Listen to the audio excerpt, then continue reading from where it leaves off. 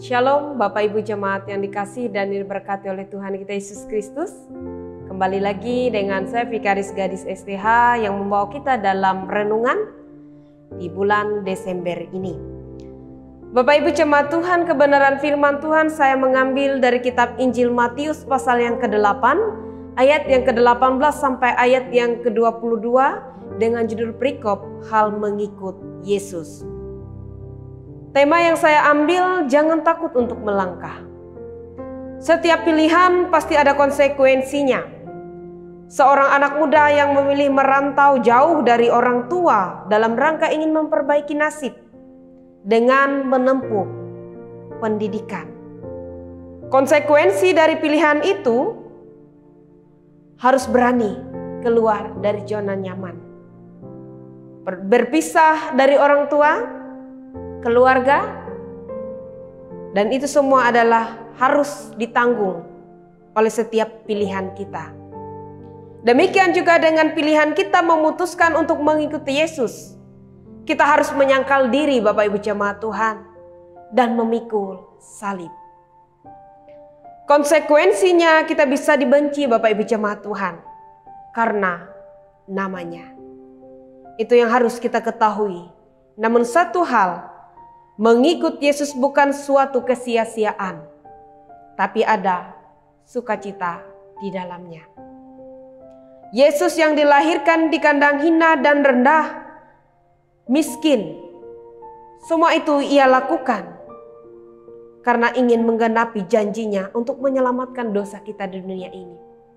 Ibu bapak jemaat Tuhan, bisa saja Yesus lahir sebagai seorang kaya, sebagai raja.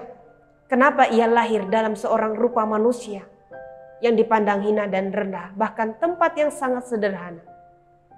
Karena ia ingin menggenapi janjinya Bapak Ibu Jemaat Tuhan. Bapak Ibu Jemaat yang dikasihi dan yang diberkati oleh Tuhan kita Yesus Kristus, itulah syarat mengikut Yesus pun hidup jadi manusia baru.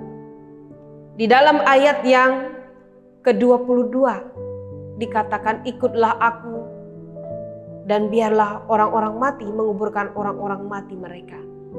Bapak Ibu Jemaat Tuhan, mungkin kita bertanya-tanya, bisakah orang mati menguburkan orang mati?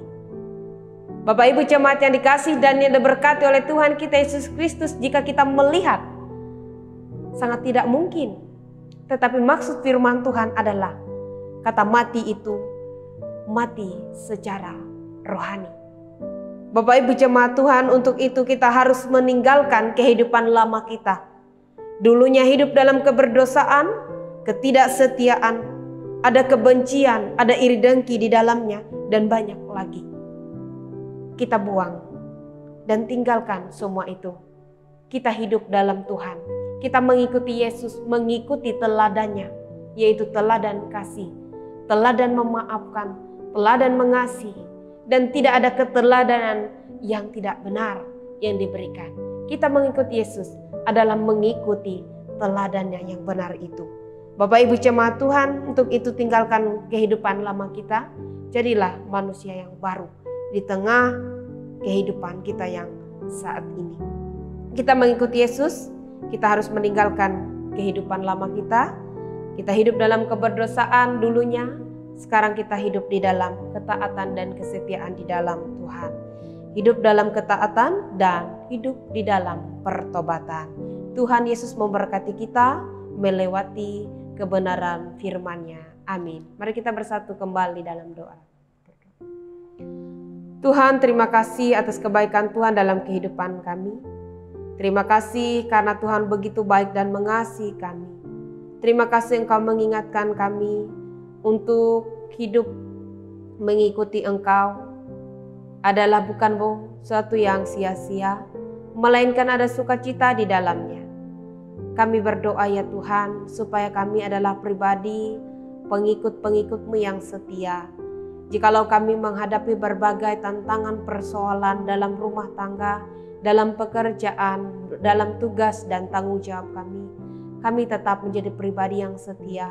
Kami tetap mengandalkan Tuhan dalam hidup kami. Kami tidak mudah jatuh, goyah, bimbang, terombang-ambing oleh berbagai godaan di luar. Biarlah kami tetap menjadi pribadi yang setia, mengandalkan Tuhan dalam setiap kehidupan kami. Kami bersyukur Tuhan, karena pada saat ini kami boleh memasuki di bulan Desember. Biarlah Tuhan dengan setia memberkati setiap pribadi, bahkan jemaat-Mu dalam tugas dan tanggung jawab mereka, rumah tangga mereka masing-masing. Jadikan kami semua adalah pengikut Kristus yang setia sampai pada kesudahannya. Terima kasih Tuhan, kami mensyukuri atas berkat dan anugerah Tuhan dalam hidup kami. Amin.